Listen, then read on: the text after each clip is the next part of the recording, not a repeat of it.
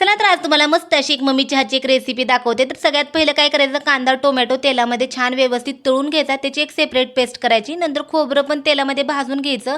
खोबरं, लसूण, कोथिंबीर, अद्रक, थोडेसे जिरे याची सेपरेट पेस्ट करून घ्यायची. कढईमध्ये तेल गरम करायचं. कांदा टोमॅटोची पेस्ट छान व्यवस्थित तेल सुटेपर्यंत भाजून घ्यायची. नंतर खोबऱ्याची पेस्ट टाकायची, ती पण छान व्यवस्थित भाजून घ्यायची. मसाले कसं तेल सुटेपर्यंत भाजलं की कशाची पण ग्रेव्ही असू द्या खूप छान आणि टेस्टी होते. नंतर तुम्हाला जे काही वाटतील ते मसाले घालायचे. आता मी काय मसाले सांगत बसत नाही. तुम्हाला जे कोणते आता मसाल्यांमध्ये कसं कोणते पण मसाले घाला, छानच ग्रेव्ही होते. त्यामध्ये हळद, मीठ कंपल्सरी आलं. बाकी जे काय तुम्हाला आवडतं ते घालू शकता. मग मी जास्त करून गरम मसाला कंपल्सरी असतो. नंतर थोडंसं पाणी घालायचं. पाणी घातल्यानंतर पण छान तेल सुटेपर्यंत अजून मसाले भाजून घ्यायचं. थोडीशी चटणी घालायची.